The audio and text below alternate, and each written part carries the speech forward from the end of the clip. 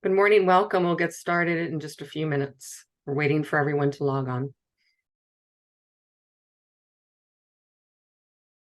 Good afternoon, Cheryl. Hello, Frandy.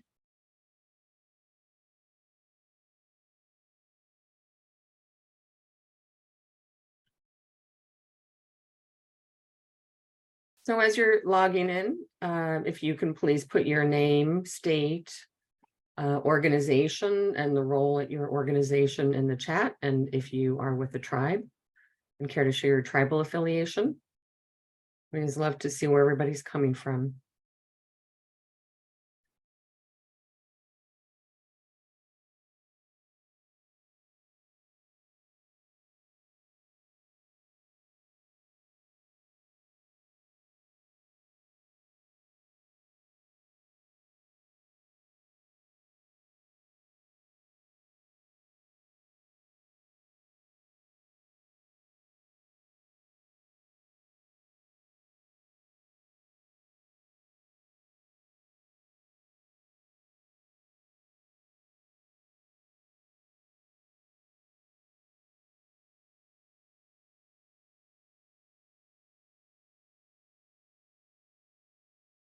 Okay, I know we're going to have others joining us, but we would like to get started.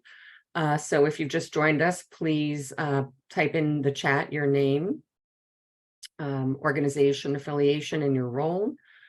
And also, if you have questions, please put those in the chat box at any time during the webinar. And we're going to leave time at the end to get to those. So feel free to just put those in as they come to your mind. We will be recording this session and sending a copy of the recording along with the copy of the PowerPoint. And then we do have some other resources we're going to be sharing with you. And we will send those all to you, I think probably tomorrow or the next day. And if there's colleagues of yours that have not been able to attend today, please feel free to share all of those resources with them. Okay, now we're just going to get started. I want to just provide you with a brief note of information about the Grand Families and Kinship Support Network for those of you who are not familiar. We are the first National Technical Assistance Center on Grand Families and Kinship families. We were formed as a result of a cooperative agreement with the Administration for Community Living. We have a 5-year cooperative agreement, and the purpose of the Technical Assistance Center is to improve services and supports for kinship families by working with states, systems, and nonprofit organizations across the country that are serving those families. And it is being managed by Generations United, which has been working on behalf of kinship and grand families since 1997. And while we're not designed to work directly with the families, we work with those organizations and systems that are working with the families. So in the end, we are helping the kinship families. Okay. There's several main categories and ways in which we help through the network. One of those is through individual technical assistance. We do respond to individual requests from professionals at government agencies and nonprofit organizations. In the chat, you will see in a few minutes, you'll see a link to our technical assistance request form. And we provide help in a variety of different ways. Please feel free to reach out to us if there's something that we can help you with. We also host learning collaboratives and disseminate information such as through our monthly webinars. We provide a ton of resources, all newly created resources through a centralized hub, which is our website. And the website address is listed there. It's gksnetwork.org. And please bookmark that because we are always constantly adding new resources. All the recordings of our webinars, all of the newly created resources are on our website, and those get updated pretty much weekly. We have new things coming on. So please check back often on that and take a look at our resource library. We have a ton of material that will help you in your program. Starting next year, we're going to be implementing a holistic technical assistance program, which is going to be targeted specialized support for several states and one tribe. And what we'll be doing is trying to help promote cross-system collaboration for all the different systems that are supporting kinship and grand families. And through that holistic technical assistance, we're going to be creating resources and information that others in other jurisdictions, states, counties can replicate with their own programs. And here's just a picture of our website. Again, that's gksnetwork.org. Okay, we also provide a monthly newsletter. We only send it out once a month.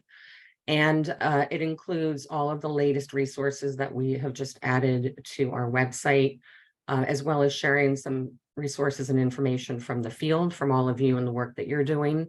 So you can grab your phone right now if you'd like and just scan our QR code and sign up for the newsletter.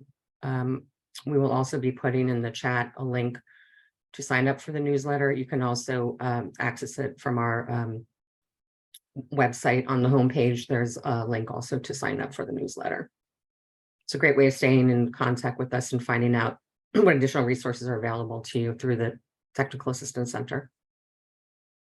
Okay, so our agenda for today is to cover key considerations for demonstrating success. We want this webinar to be for programs that haven't even started to think about evaluation, all the way through to those that are already doing evaluation, maybe some considerations on how you're working on your evaluation plans. And so we want this to be applicable to everyone, no matter where you are in this process. We're going to discuss ways to demonstrate success. We'll be talking about, theories of change, logic models, ways to partner for data collection and data sharing. Talking also about IRBs between state and private agencies, sharing data with your funders to show success of your programs. We're also going to be talking about strategies for embarking on a formal evaluation if you're not doing that and are thinking about doing that. And then also the clearinghouse is a place where many organizations are looking to apply to. And so we're going to talk a little bit about the clearinghouse through the Family First Prevention Services Act. And then we're going to leave time at the end for Q&A. And once again, if you've joined us recently, I do want to mention we are going to be sharing a recording, the slides, and some additional resources that you'll find helpful after the webinar. We'll be sending those out about tomorrow. Okay, and before we get started with our presentation, I would like to introduce our two presenters today who have a wealth of expertise in evaluation and working with kinship programs, kinship navigator programs, child welfare, and beyond. Our presenter, Dr. Angelique Day, is a subject matter of the Grand Families and Support Network, and she's an associate professor in the School of Social Work at the University of Washington in Seattle. She's also a faculty affiliate of the Indigenous Wellness Research Institute and also a faculty affiliate with Partners for Our Children. We also have with us today Berenice Rushevitz, who is a senior research scientist, sorry about that, at Child Trends. Child Trends is one of our 5 national partner organizations at the network. And she's got over 15 years of experience managing research and evaluation studies in child welfare field and is currently doing several projects with Kinship Navigator programs. So we have the best in this work here with us today, and we're thrilled that they're able to join us and share their expertise. And so I will now turn it over to Dr. Day. Thank you, Melissa. I greatly appreciate it. So we're hoping today we're giving you good concrete advice in terms of as you're implementing programs, how can you make important decisions regarding program evaluation. And so one of the first things to think about as you're making these choices and implementing programs is being clear about who your target population is. In kinship care, there are several different folks that we can interact with in the programs. Are you just serving kinship caregivers? Are you providing any direct services to children who are in kinship care? Or maybe you are doing some shared parenting activities that involve kinship caregivers and birth parents. And then with kinship care, we're also thinking about, do we serve kinship families that are only inside the formal child welfare system, or are you targeting families outside of the child welfare system for the services that you provide? So understanding and having a clear definition of who your target population is a critical place to begin your program planning, implementation, and evaluation efforts. And so once you have a good idea of who your target population is, it's important to understand that there are different resources available through administrative data, depending on who that target population is going to impact which type of data set that you will can potentially ask for to support your evaluation work. So for example, if your population is only child welfare involved, then your primary administrative data partner would be your public child welfare agency. But if you are working with families outside the child welfare system, you may be reaching out to your state Department on Aging, your state temporary assistance for needy families office, are just some examples of how understanding who your target population is impacts how you develop an evaluation plan to support your work to assess the effectiveness of your program. Next slide. Okay. So this next slide describes what are some of the strengths and limitations of these different partnerships with state agencies after you've decided who your target population is.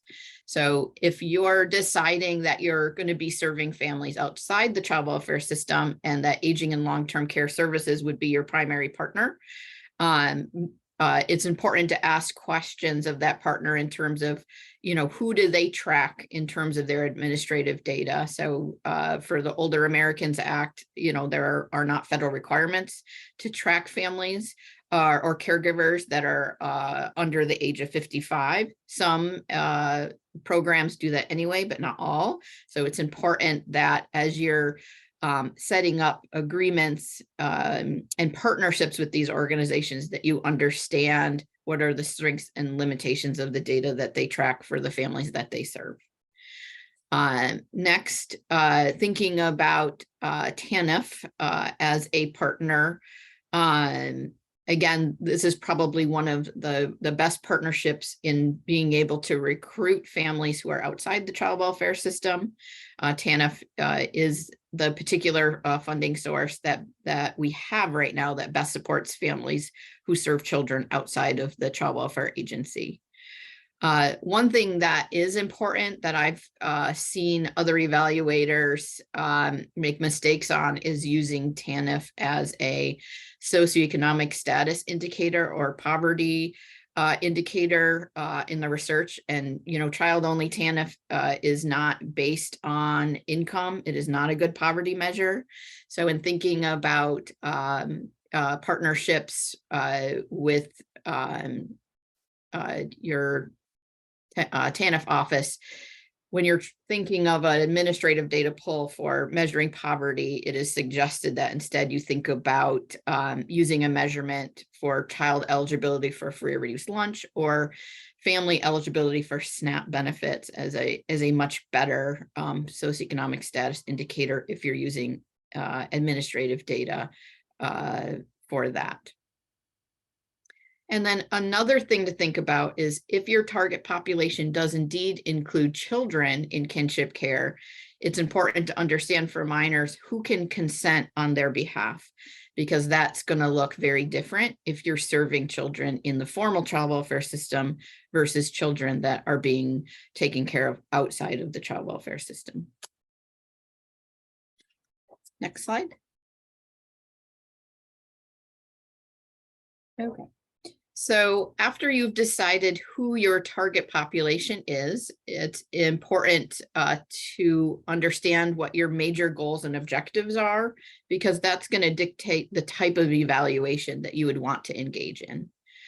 And that your evaluation plan should closely align with your goals and objectives of what you hope to accomplish through the programs that you're implementing. And so for some projects, the goals and objectives and evaluation plans are maybe not as rigorous. And for some, your funder may require you to have a much more rigorous evaluation. And so if you make the decision to bring in an evaluator in terms of supporting you to measure the impact of your project and to see if you've met the goals and objectives of your project, it is highly encouraged that you bring in an evaluator at the beginning of program development. I can't tell you how many times I've gotten a request for an evaluation from an agency that doesn't think about evaluation until their last year. And it's really hard for an evaluator to build a good evaluation plan to support the work that you're doing at your agencies if they're brought in at the very end of a project. So you'll see throughout this presentation good examples of why bringing in an evaluator at the very beginning is the best strategy. So it's important to understand that in community partnerships, your evaluation plan, really heavily influences how agencies build different components of their program implementation process. So for example, what do you include in intake, for example, as well as what do you track when you're doing case management and you're doing regular check-ins with your kinship families. And then finally, evaluation can really impact how you offboard clients at program exit. So those are just some things to consider. Next slide. All right. So as we are processing our goals and objectives that we're writing for our programs, there are certain things that we should be asking ourselves as program developers and program implementers. And that is one of your goals to establish an evidence-based program? So it's important to ask this question early because the type of evaluation plan that you end up generating is heavily impacted on whether or not your intention is to become an evidence-based program or not. So if you answer yes to that question, you will be required to implement a much more rigorous evaluation methodology. And that includes requirements for fidelity monitoring. And this means establishing minimum standards of practice that must be adhered to throughout the program implementation process. And again, if you are wanting to establish an evidence-based program, it is oftentimes required that you need to include both an intervention and a control or a comparison group. If your goal is not necessarily to build an evidence-based program and that you're really looking to just collect data to satisfy federal or other grant reporting requirements, you may not be required to include a control or comparison group. So it's important to think about these questions and answer them early on. For some of you, your goal may be to demonstrate success to funders through data and storytelling. And these particular processes, such as storytelling, are really a great option for small communities, more rural-based communities or tribal communities that have smaller sample sizes. And storytelling methodologies really are more aligned with culturally relevant evaluation practices and Indigenous ways of knowing. And so knowing, what your target community is, what their values and beliefs are really important when you're determining and selecting the best methodologies for your program implementation efforts. Another thing to think about as there's certainly some new push by the Children's Bureau to design evaluations that are informed by persons with lived experience. And this can include kinship caregivers, young adults with experience, as children growing up in kinship care, or the inclusion of birth parents. And there's some lots of really good reasons for prioritizing lived experience in both program design, implementation, and evaluation efforts. Certainly, when you use lived experience designs, what you are building is a consumer-driven program and consumer-driven evaluation processes where your consumers are included in decisions about what to evaluate, when to evaluate, and why a particular evaluation should be adopted. And the powerfulness of these types of plans is they really give voice to persons who have historically been ignored or silenced.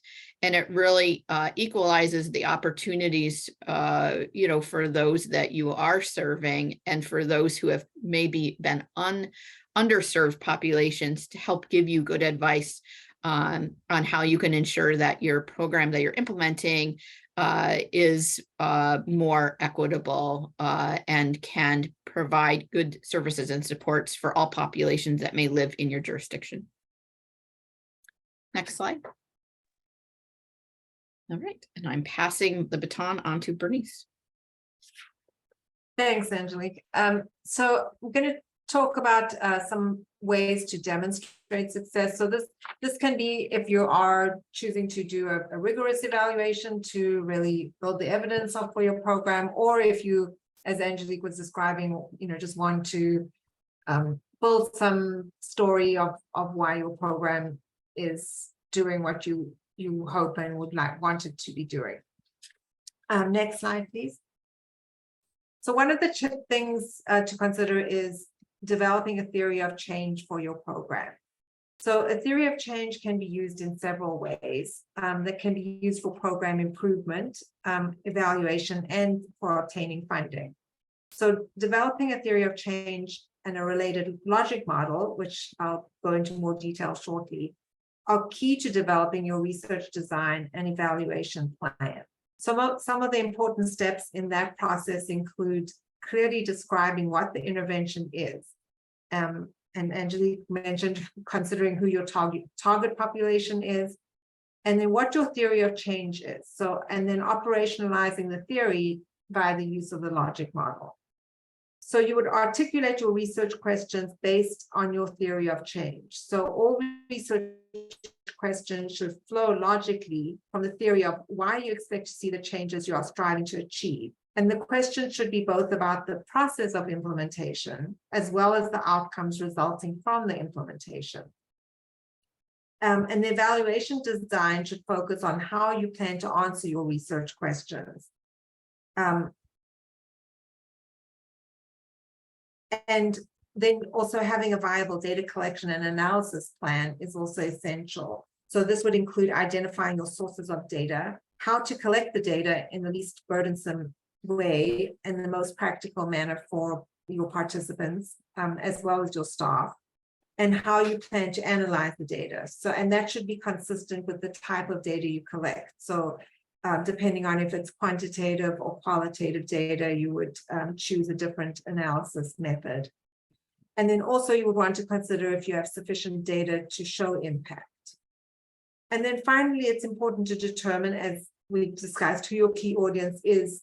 And that's also important for when you're creating your reports. So you want to think about what information you want to share and how it will be used. And then what are the best channels for disseminating your information. Next slide, please. So here is some, I've given you some ideas about what is the theory of change. So as you can see in the cartoon, the theory of change attempts to explain why the actions taken in step 1 lead to the outcomes in step 3, without relying on miracles to occur. So you should be able to explain how a program should work and why it's expected to lead to the desired change. And if it falls short of the desired change, what improvements to the program may be needed. If you clearly map out the conditions needed to get to the looked for outcomes, you will be able to evaluate if those conditions existed and what outcomes actually happened. Further, so knowing the root causes of the problem that you're hoping to address and having an understanding of why they occur can provide valuable insights into the best ways to effect positive change. And this information is of great interest to funders as it can help justify why your program is worthy of financial and other support. Next slide, please. So there are 4 steps to developing a theory of change. So here we lay out the steps as well as using a hypothetical example based on a Kinship caregiver program. So in step 1, you look, what do you observe? So you observe many caregivers could benefit from services and supports, but few are accessing services. So then step 2, the reason you think this is because they feel overwhelmed and alone and are not aware of available resources. So the plan, which is your intervention, is to develop a range of services that will enhance the capacity of caregivers to address challenges.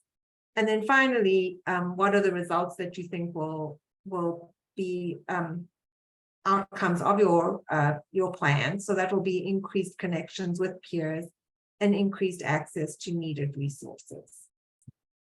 Next slide, please. So once you've developed your theory of change, then you're ready to translate that into a logic model. So what is a logic model?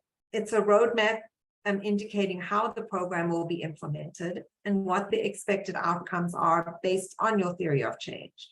It's also a document that can be used to measure and track changes and modifications of the program needed and made, and also illustrates the links between the program's activities, the outputs, and outcomes.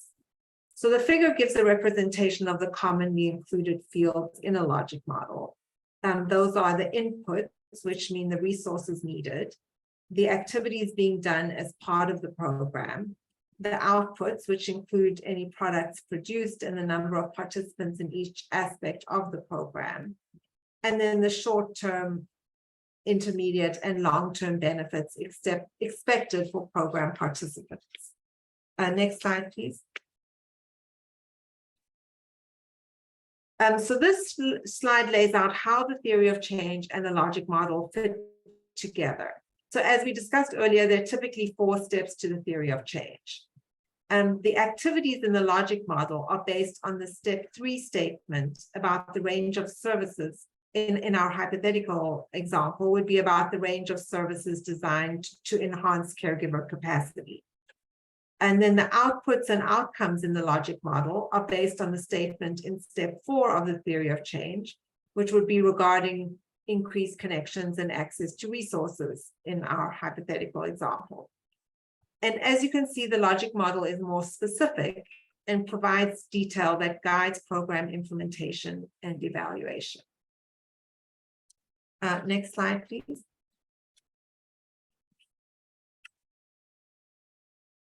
So Angelique touched a little bit on indicators, but we want to talk about what are indicators of success and what are they good for and why do we need them? So indicators provide an effective tool to measure progress and performance. An indicator is a representation of a trend that can be used to track the measurable change in a system over time. And generally, an indicator focuses on a small, manageable set of information that gives a sense of the bigger picture. So there's no need and it's not feasible to measure everything. So the choice of indicators is important as to whether it gives sufficient sense of the bigger picture of your program. Indicators should also be adaptable so that if things change in the project, the indicators can be adjusted and will still give the big picture overview. And in fact, indicators can help show where adjustments may be needed. So some things to take into account is that having too many indicators can cloud the picture and be distracting. And it takes time to see change and measure progress. So you need to have indicators of things you anticipate will change as the result of your work. So if indicators are poorly selected and not clearly related to the work you're doing, they may not be useful and can actually be detrimental to indicating success. So an example would be if you're implementing a parenting training program around knowledge of trauma and how it impacts a child's behavior, and you select child's scholastic achievement as an outcome. Since this isn't directly related to what your intervention is aimed at and is much more peripheral, you may be setting yourself up to have a negative outcome or no change at all. Whereas had you selected change in knowledge about how to manage difficult behaviors, you may have shown positive results and your program may have been shown to be successful. Next slide, please. So she has some thoughts, which Angelique also talked on about including people with lived experience and a broad range of opinions and people's input into your designs. So when we're thinking about developing indicators and how to monitor progress, it's good to include a broad range of people, including staff, leadership, and people with lived experience in the design and implementation of your project. And that can be both adults and youth or young adults with lived experience. You also want to make sure that you seek input from all stakeholders from the beginning of the project and throughout the project, so that they have an opportunity to shape the design of the project as well as give input and indicate where adjustments might be needed as you progress with your project. So you want to review indicators with all parties regularly to make sure that the indicators are still relevant and again, make adjustments as needed. And then finally, incorporate feedback and suggestions. So don't, there's no point in getting feedback if it's not actually incorporated into program improvement and continuous quality improvement of the program. And you want to do that preferably throughout any evaluation period, as well as at regular intervals as you implement the program. Next slide, please. So when you have good indicators, these can guide you in what data you need to collect to answer your research questions. So here are a couple of examples of what data to collect related to indicators selected. So again, from our hypothetical example, one of the indicators could be caregivers will experience decreased loneliness and an increased sense of connection. So our question would be, how will you know if caregivers are less lonely and feel more connected to others in their community? And you can measure that through the use of a scale such as the Protective Factors Survey, as well as monitoring and tracking the number of caregivers attending support groups. And another indicator could be caregivers will experience decreased stress. Again, how will you know if caregivers feel less stressed and more able to cope with their family demands? You can measure that through changes in scores on the perceived stress scale. And you can also measure that through information from interviews with caregivers about their perceived stress and their coping mechanisms. Next slide, please. So some tips to consider as you monitor your project's progress. So firstly, you can review the scope of the project periodically. You would start by reviewing the requirements and deliverables that the team and staff agreed upon at the beginning of the project. And for each deliverable, look at the required resources, the tasks, and the time it took to complete. Secondly, you can evaluate the project specifications. So think about, did the project meet the expectations and goals? And you can determine this by assessing whether or not all the deliverables are completed and agreements are met within the expected time frame. You would want to look at the project budget. So the budget can be an essential indicator of project success, because you can look at the amount of time and money spent on the project and determine if the benefits were commensurate with the costs. Review client satisfaction. So client satisfaction with the project is vital. So that would be both the participant satisfaction as well as if you had a funder, you would want to consider whether they were satisfied with your results. And any feedback that you receive can be used as insight for future projects. And then finally, you want to review the internal growth and team satisfaction. So that's important to review how satisfied your staff and your team of evaluators, if you have them, how satisfied they were about their role in the project's results. Did they think that the project was challenging and interesting? So is the team satisfied with the quality of services and the program delivered? And these factors can contribute to the team's sense of fulfillment and job satisfaction, which is important to future successful implementation. Next slide, please.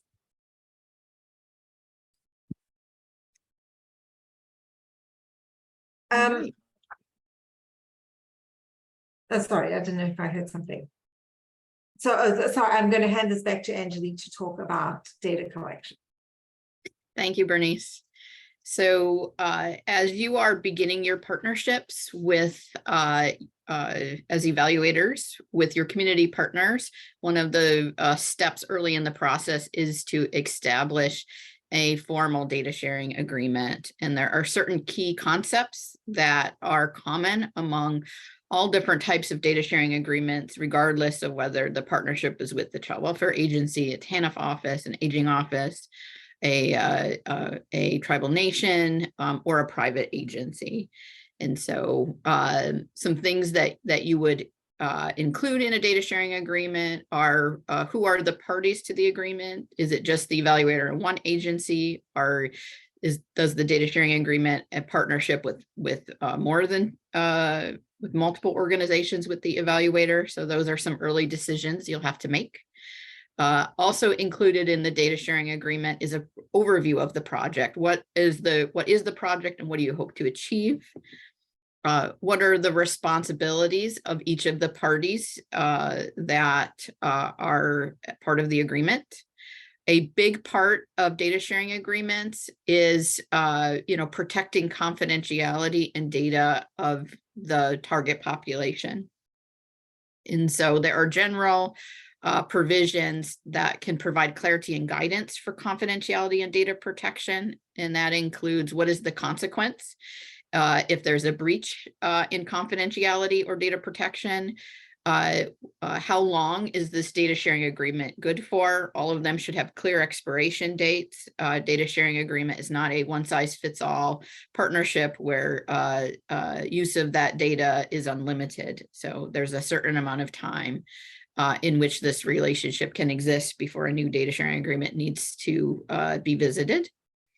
It should include clarifications on what specific data can be shared, with whom, and in what format that data can be shared.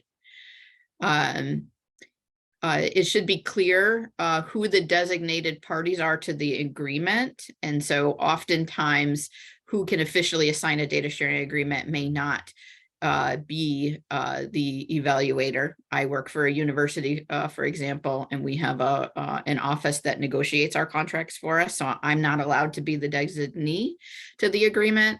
It's someone much higher up in the university than me that has authority to sign those. So it's important to ask those questions and making sure that when you're putting a data sharing agreement together, that it's clear who has authority to sign within your agency to ensure that that agreement can be fully enforced. In the chat, there's going to be some sample data sharing agreements that you'll be seeing in there. So I've provided a few for you all to look at. I have gotten permission to share a sample agreement with my aging and long-term services in my state of Washington. And that gives you a visual that can help you understand how you would actually include all of these in a sample data sharing agreement. There will be another one that should be coming through the chat that really gives you an example of how you would enter into a data sharing agreement with the tribal nation. As you open and review that particular document, you're going to see that they tend to be much longer. There's a lot more language there, and there's very good reasons for that with tribal nations. Tribes have suffered from a great deal of historical trauma and harm from researchers that has occurred over time. and tribal nations historically have not had trusting relationships with researchers in the past. And so, so there's a lot more careful review. Data sharing agreements may not just go through a legal office, but also have to be approved by, tribal council. So plan for those taking much more time. And so you have to build that into your plan. And then I think I'll pass this to Bernice for the next slide.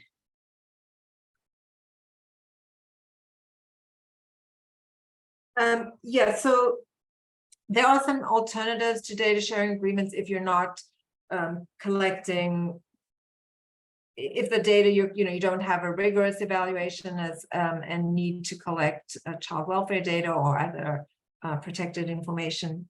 You can also develop a memorandum of understanding or terms of reference document that can be used to help in collaboration with your partners. These can be more informal and can also include information such as describing which organization will be responsible for participant recruitment and which organization will collect data on the participants as part of the evaluation, if this is not including child welfare data or other administrative data. And these documents can also be used to outline training needed and offered to organization staff as they conduct research activities. So this can include training in human subjects research protection, as well as data collection procedures. I'll hand it back to Angeline on the next slide.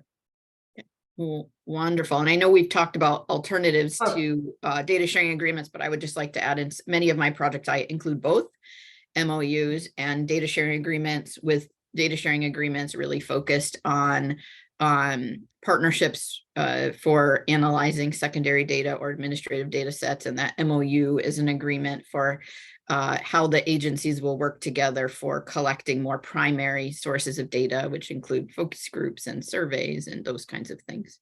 So I want to know it. Sometimes it's a both and not necessarily an and or. Sorry, I agree. And I think I was actually going to talk about this slide. I'm sorry. I hand it back to you. No worries. Go ahead, Bernice. Sorry about that. But so, yeah, I was just going to go over whether to consider whether you need an institutional review board approval for your study, which that's often a consideration. So there are a few criteria to consider. So you need to consider whether your project meets the definition of research, whether it involves human subjects, and whether it includes any interaction or intervention with human subjects, or involves access to identifiable private information. So I'll just break that down a little bit. So what is research? So research is defined as a systematic investigation, including research development, testing, and evaluation designed to develop or contribute to generalizable knowledge. So again, systematic investigation, that is that the project follows a predetermined plan for looking at a particular issue, testing a hypothesis or research question, or developing a new theory that could include collecting quantitative or qualitative data, collecting data using surveys, testing or evaluation procedures, interviews, or focus groups. Also collecting data using experimental design, such as clinical trials, or observation of individuals or group behavior. And then what is generalizable knowledge? So that means that the purpose or intent of the project is to test or develop scientific theories or hypotheses, or to draw conclusions that are intended to be applicable and or shared beyond the population or situation being studied. So that means if you're doing a project to really understand your program and for program improvement purposes, and you're not planning to share that information with anybody else, this isn't designed to be knowledge that'll be useful for other people in other situations, then your project probably does not qualify as research and may not need an institutional review board. But it does still, you would still want to make sure that you protect your participants' confidentiality, privacy, and dignity, of course. So those are considerations when you're considering if you do need an institutional review board. And Angelique's going to talk about institutional review board considerations with Indigenous evaluation. Perfect. So this is a prime opportunity to have this discussion for states that are on this call and for tribes that are on this call. There's a call request for proposals right now from the Children's Bureau that's asking for strengthening tribal state partnerships right now. So if I have anybody on the call that's looking into those, it's important to understand these principles as you enter into tribal state partnerships or evaluators who work with tribal nations directly where states may not be involved. First, it's important to understand that tribal sovereignty is an expression of ongoing nationhood, and any evaluation done within a tribal nation, it's important to remember that evaluation has a responsibility to support nation building. And that means that local people have themselves been involved in planning the project and placing it within the larger vision of what they hope their nation will be. It requires that program developers and evaluators think about and value the subjective experiences as well as objective data to ensure that the work contributes to the health and well-being of your tribal partner. Evaluation must be designed to capture the contextual situations and connections to the place in which the program is operating. When you're doing tribal evaluation, the goal should never be to test the generalizability of the program to other communities. Rather, it seeks to understand how the program fits into the local understanding of what works. When you do an evaluation for one tribal nation, you are doing that evaluation for that tribal nation. It's also important to understand as evaluators that when you enter into an agreement with tribal partners to do evaluation, that the evaluation belongs to the tribe and should be practiced in a way that builds capacity and ensures local control and ownership. That means engagement of community members and taking the time to teach and explain what you're doing and allowing your tribal partners to influence all the steps in evaluation planning. It's also important to know that many tribes do have their own IRB processes. We should never assume they don't. If they don't, however, they can elect to allow a university to be the IRB of record. And if they do, it's critical that those IRB documents are shared with the tribe. And likely, you should, as an evaluator, be prepared to present to tribal council your IRB documents for review and approval. It's also important to understand that getting on a tribal council agenda to present a study will mean ensuring you have a trusted partner in the community who can act as a gatekeeper for you, or you will likely never be approved to carry that out. So lessons learned from evaluators, you need to take time, build trust in communities, and walk with your community partners to do this work. It is not about you bringing in knowledge. It is really, an equal state where you're working with your community partner on an equal level. It's also important to understand that you need to secure proper permission for current and future publishing needs, and that conversation should occur very early in the partnership process. You cannot, as an evaluator, make assumptions that if you work with tribes, you can just take that information and publish it. Do not surprise your tribal partner with this at the end of a research project. It should be built in as part of the planning phase. You need to find out who needs to do those approvals, what the process is, and how long that process typically takes. It's also important to understand that some data that is collected may never be allowed to be published, as some data you may be collecting that tribes are asking you to collect is sacred information, part of spiritual practice details, and it would be dishonorable to write that up and share it with the public at large. So you need to make sure that you're asking those questions early and honoring the decisions of the tribe along the way. When you're doing evaluation for tribes, it's also important to understand that academic articles are likely not an acceptable report format when you're working with tribes. And it's important that you ask your partner how they want to receive information and follow and honor those recommendations. It is not just about what the funder wants. It has to be negotiated with the tribal community themselves. Next slide.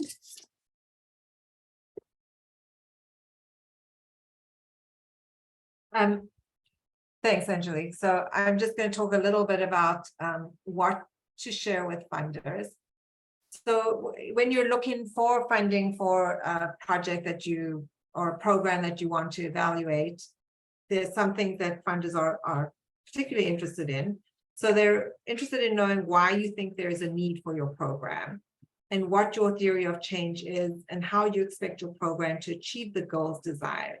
And that can be laid out in your logic model as an easy way to depict what your theory of change and expected outcomes.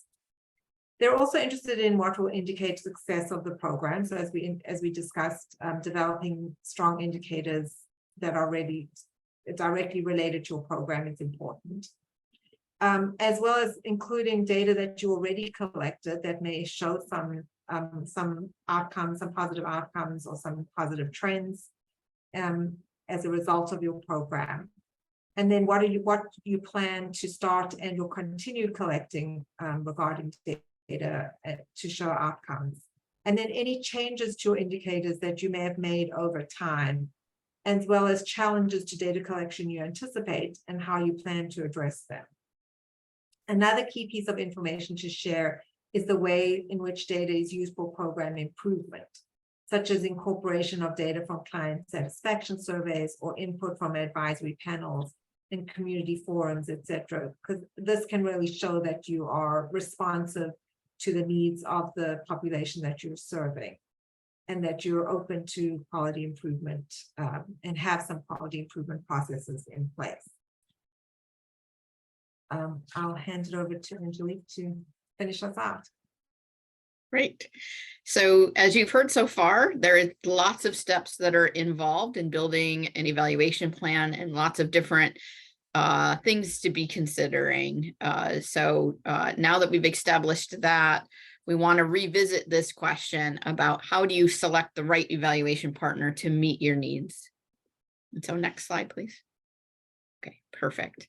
So as I've said earlier on in this presentation, it is really important that early in your program planning efforts that you will need to decide if you're going to partner with an internal evaluator. So for many organizations that include states and private agencies, that you may have internal evaluators on staff that can help support some of this work. Not all agencies have internal evaluators.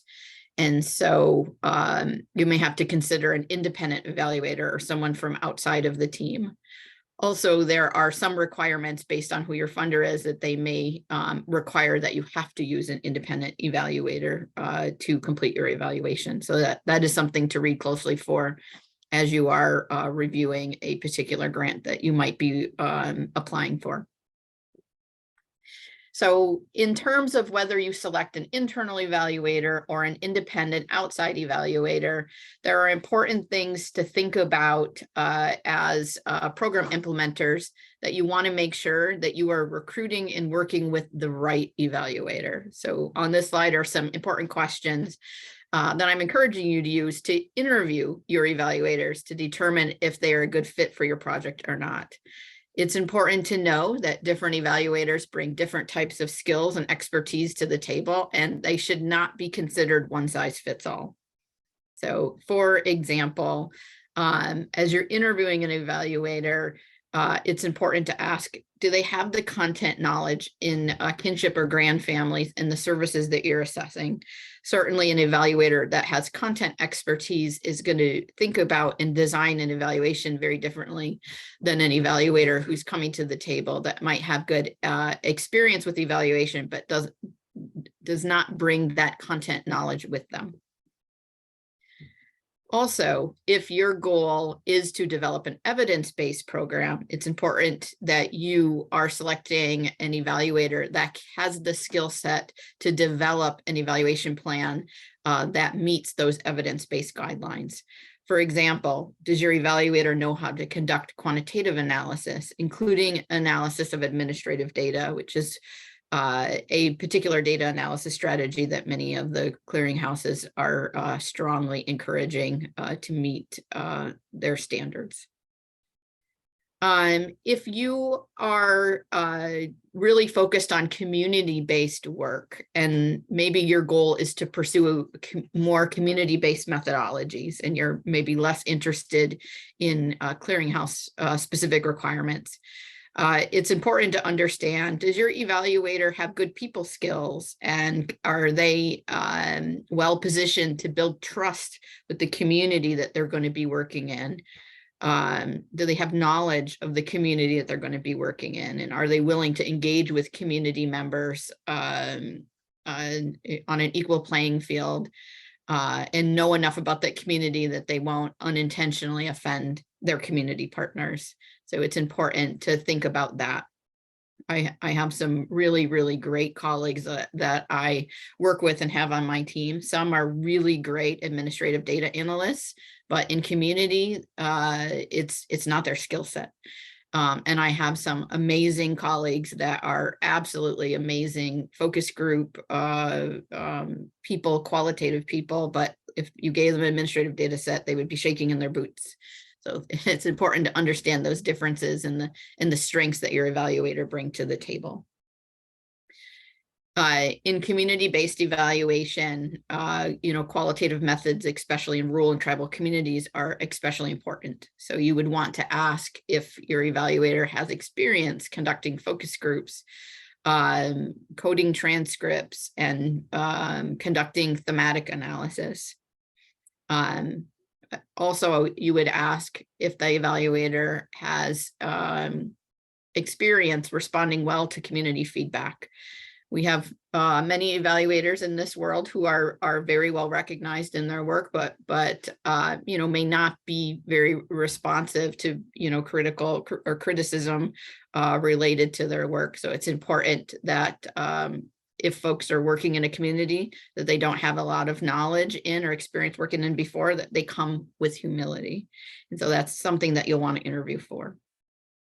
And then finally, as a community-based researcher, you would want your researcher ideally to be willing to share power with the community members they're working with, be willing to co-create data collection tools, be willing to revise those as the community members are asking, and engage in shared data analysis and interpretation. So as you can see here, these are very different skill sets and ways of thinking and doing evaluation. And so it's important to understand what your goals is, and that your evaluator skill sets are lining up with the goals that you have for your project. Next slide. All right, so there are many folks on the call that have a specific interest in how do I prepare a submission for the clearinghouse. So for many kinship care programs, there are a couple different options. The prevention services or family first clearinghouse is one that is especially interested in kinship evaluations. And there's also interest for the California evidence-based clearinghouse for programs in which kinship caregivers and their children are target populations. And so you have a few different options to pick from in terms of your goal and where you would like to submit for a clearinghouse. So on the next slide, we'll talk about some of these challenges that really need to be thought about early so that you have the best chance at developing an evaluation plan that would meet a clearinghouse submission guidelines. So some of the challenges that evaluators have had in the past related to clearinghouse submission include clearly defining their model. That means identifying all of the essential components of the model and what those minimum standards of practice are for implementing that model. So that's really important when you define your model, that you are thinking about all of those different pieces. When you are selecting a comparison group, because most clearinghouses only really accept a quasi-experimental design or a random control trial as their two gold standard evaluations. Both of those require a comparison group. And so it's important to understand that when you select a comparison group, that because of you're not working with comparison participants, they really are there to participate in some of the surveys that are designed. So naturally, comparison sites are less invested in your study. And as partners, if you don't engage them early in the process and make it worth their while to participate, oftentimes many sites run into challenges in getting their comparison groups to participate at the same level as their intervention groups. So it's important to think about that early on. Additionally, determining sample size and that the clearinghouse, especially the prevention services clearinghouse, does give clear direction on target numbers for their priority review, and that is at least 250 people in your sample to be able to be reviewed more quickly when you're sending it to that specific clearinghouse. So it's important to understand, what your goals are and what the appropriate sample size is for your study. And we'll talk a little bit about that momentarily. Finally, some challenges are selecting reliable and valid measures. Certainly many of the clearinghouses really encourage you to use instruments that have already been standardized. But when you're doing culturally relevant evaluation, it's important to know that measures like evaluation plans are not one size fits all. And so it may be necessary for you to modify measures to make them appropriate for the community.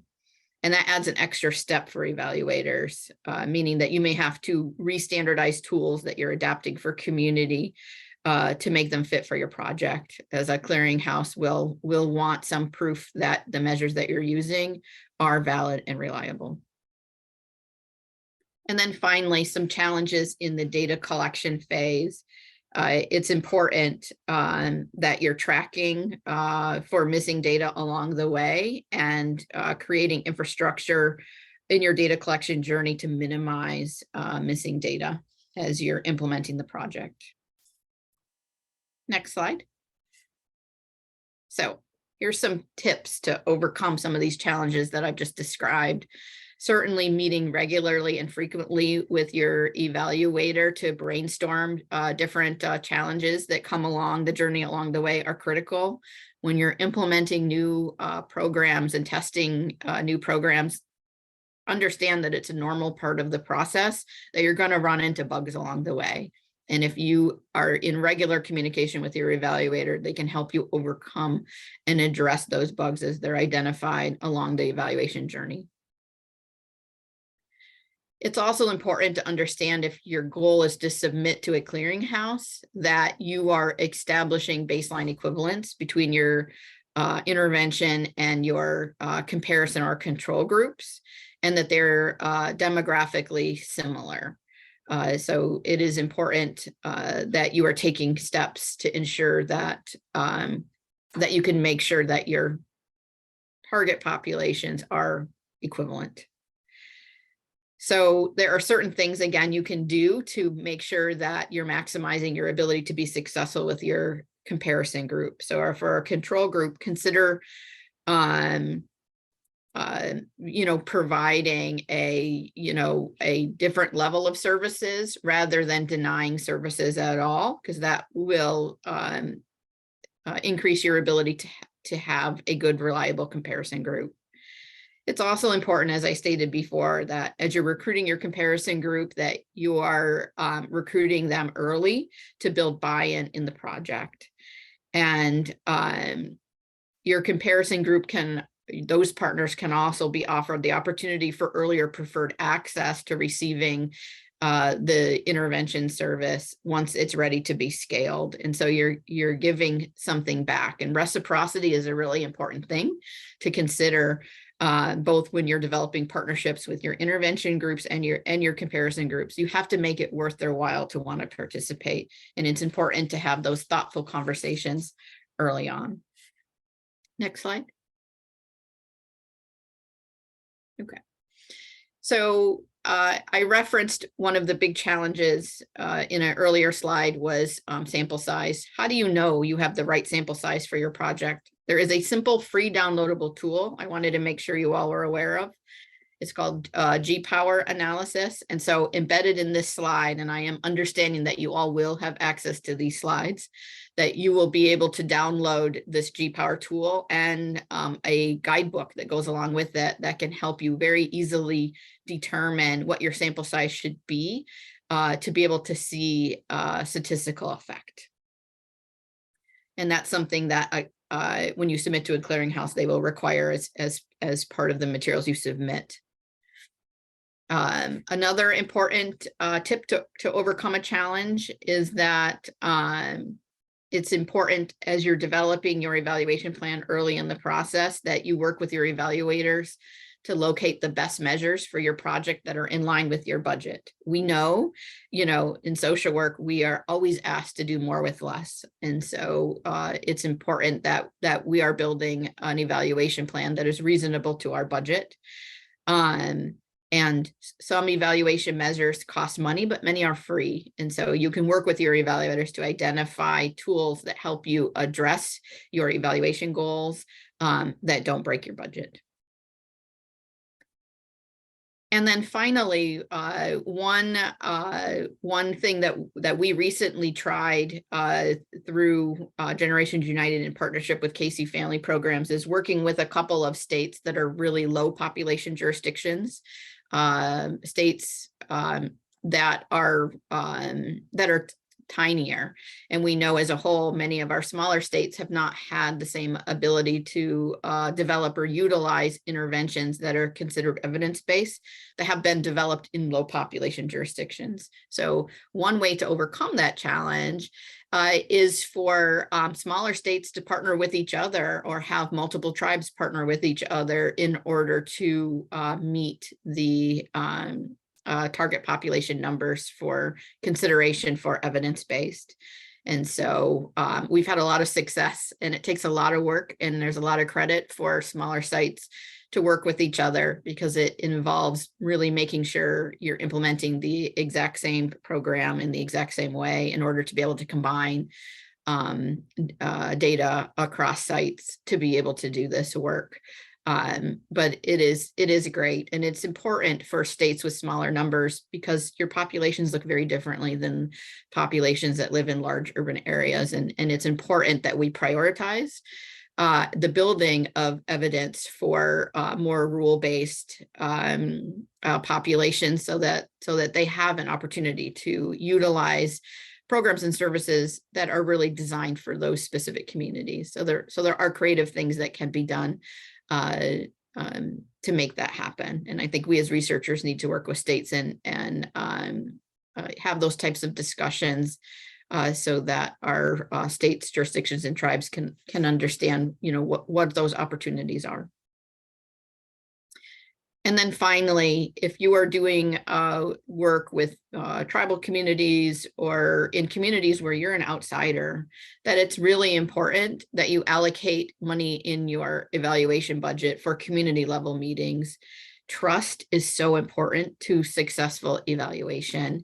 It's critical to successful data collection. And so it's important as you're building budgets and negotiating for evaluation that is an important piece to add to any budget planning process.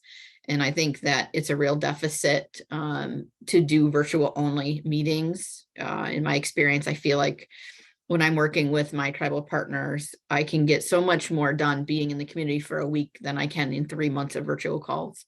And so I just strongly advocate for spending time in community and working that way. And I feel like you get a much better evaluation as a result.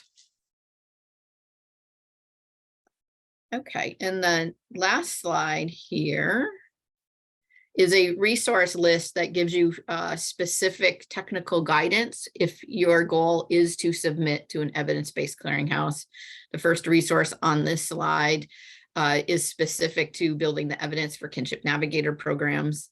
The next few resources are understanding, what are the requirements if you specifically have an interest in submitting your program to the Family First Prevention Services Clearinghouse, including information and guidance from the Children's Bureau, and then the handbook that the clearinghouse has published that can really make sure that as you're building your evaluation plan, that you are following their guidance to make sure that when you're submitting, you have the best chance at success at getting a rating.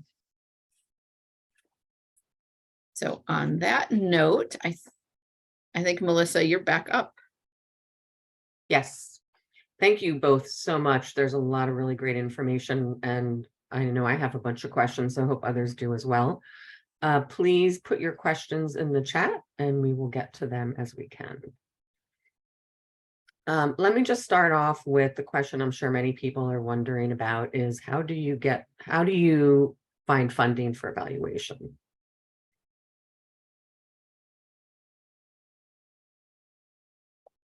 Are there certain places to tap into that people may not be aware of? Mm-hmm. Are funders interested in funding evaluation? Is it harder to get funders to fund evaluation? I think the important, go ahead.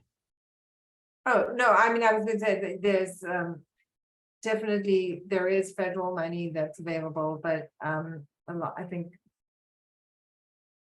it tends to be for programs that are a little bit more established and have more resources. And foundations, definitely. But Angelique, yeah, I think we're going to have response. Yeah, so grants.gov is a one-stop shop that you can go to if you're interested in federal grants. I think there's a lot of different federal level organizations that would have an interest in kinship care, from the Children's Bureau if you're serving formal kinship caregivers, to area agencies on aging, or the Agency on Community Living. It certainly has a lot of love for our kinship caregivers that are 55 and older.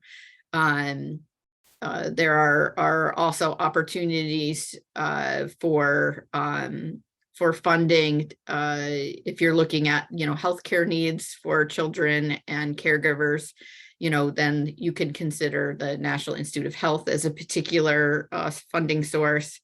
Any intervention that involves mental health or substance use as it relates to services for kinship families, you could look to SAMHSA.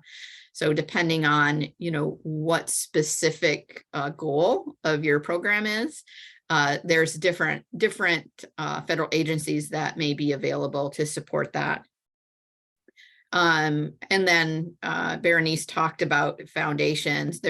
Most states have a council of foundations for foundations that are located within their states. And so if you go through your Council of Foundations office, they will typically have a list of who those foundations are and what their funding priorities are. And there are, again, many foundations who care very much about kinship care and would be supportive of work, including, Casey Family Foundations, the Brookdale Foundation, just to name a few, who are in several states. And so there definitely are opportunities. As Berenice alluded to, foundations tend to be friendlier to agencies that are brand new in building, where federal agencies, tend to favor organizations that are more established. So it's important to understand those differences as you are making decisions about what type of funding to apply for. Great, thank you.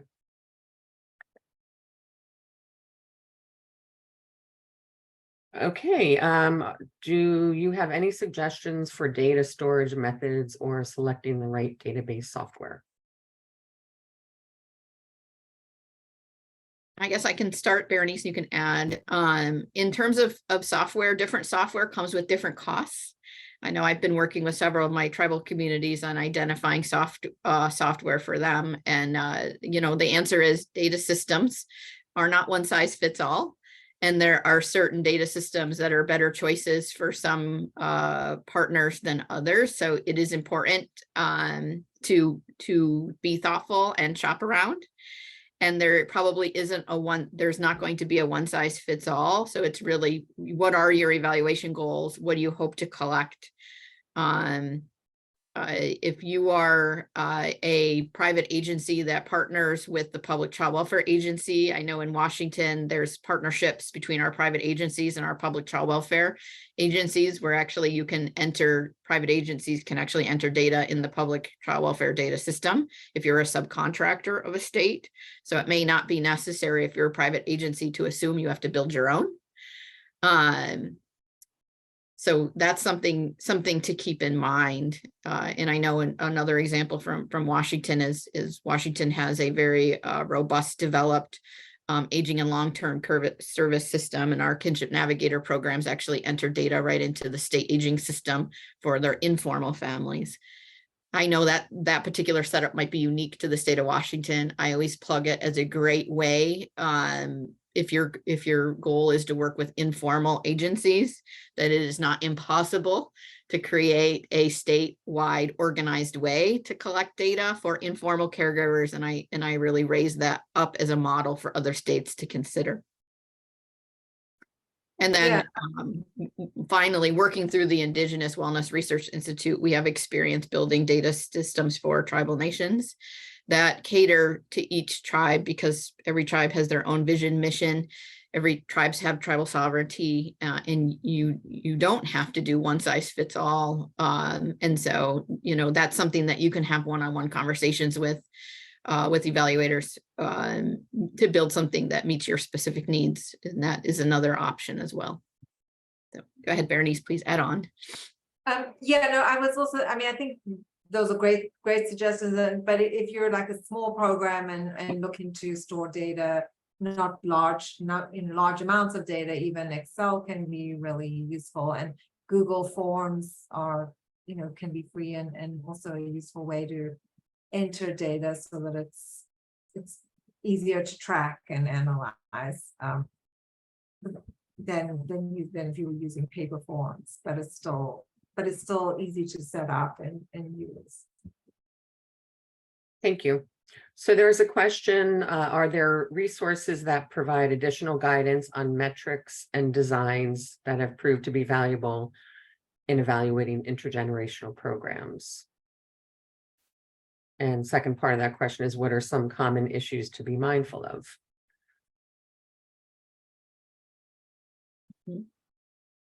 I know we've tried to address that question in this PowerPoint, so I hope that the person who asked this question can definitely go back and look, because we've given you some tips, some of the challenges, and then some tips to overcome them. And I think the other place you can look at for measures specifically designed for kinship care, there are 4 models in the clearinghouse, and they clearly have to identify their specific measures that they used. But I will say and admit to you that many of the programs in their clearinghouse now, are state-based models, not a lot of cultural specific relevance. And so I for folks that are serving specific subpopulations, I wouldn't send you there. But there are many measures that have been developed for subpopulations, or you may, as an evaluator, need to take a look at these existing measures and modify them so that they work in your community. And so I spend a lot of time doing that. When I'm working in tribal communities specifically, I never put or assume that a measure designed for states will work for tribal communities without adaptation.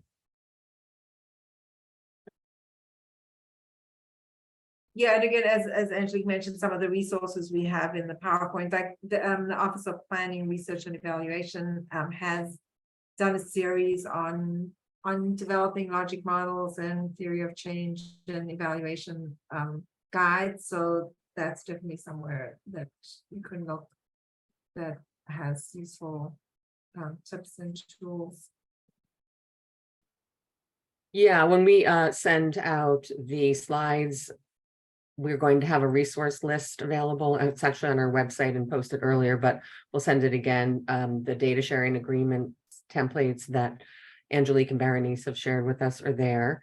And also a resource list of just some other website links to information about the clearinghouse, and then also on how to create logic models and considerations and IRBs and things like that. So please take a look at that resource list when we send it out, because there's some really great information in there as well.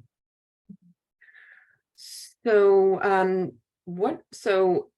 what if you have, the challenges of getting certain organizations to sign on to data sharing agreements? What if you have multiple partners and everyone is okay with participating in this data sharing agreement except maybe one partner for some reason?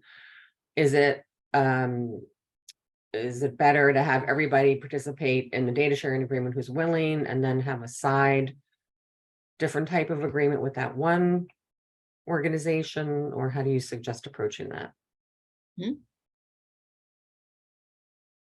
I have participated in community-based work where all of the parties entered into one single data sharing agreement. And I've also had the experience where every site, every agency has required a separate data sharing agreement with the evaluation partner. So I have one project where I have 9 different data sharing agreements for one single project. So evaluation members have to honor the comfort level of their community partners. And different community partners may be willing to share different types of data and work with you in different ways. And I always say is evaluators should come with humility, never force one size fits all. It's easier for us, to have one agreement that everyone signs on to, but we can't push that on our community partners. You have to come in with humility and honor where their comfort level is. Yeah, no, I agree. And especially like if you're working with a state that's county administered and you have several counties, you often can be in the situation where each county has their own legal team and their own requirements. But I think even if you are in the situation where you are going to have a different agreement with each partner, it's still useful to have discussion, like have all the partners come together and talk, because they can often share and share strategies and ideas, and it can be helpful for each partner to hear what the other partner is doing and what their requirements are and how they're working around some of their policies. Okay, great, thank you. So you already discussed including people with lived experience and evaluation with tribal communities and organizations. Do you have any additional tips for making the evaluation process as diverse and equitable and inclusive as possible, especially when considering control and comparison groups?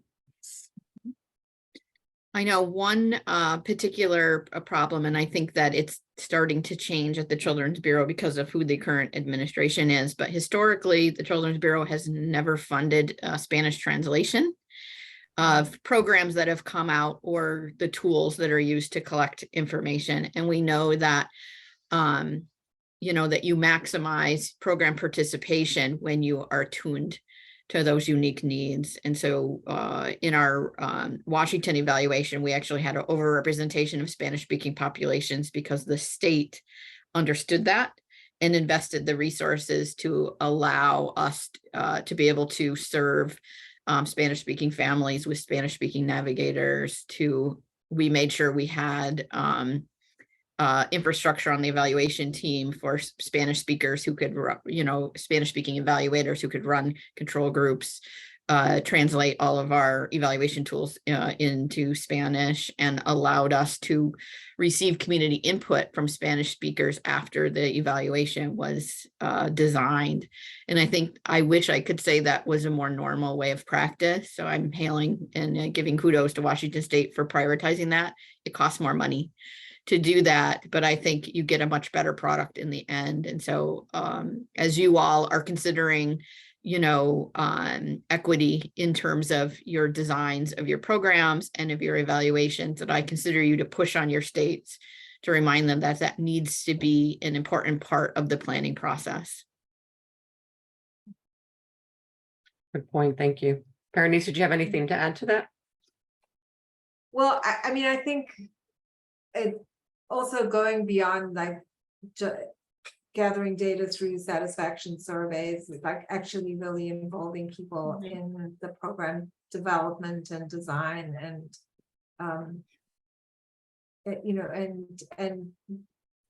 like from the beginning and at regular intervals, not just at the end. Or I think and actually using the data that you collect so that it's not just pro forma, and but it actually does shape and guide your project. Okay, thank you. Are there any other questions? Anything else not addressed yet?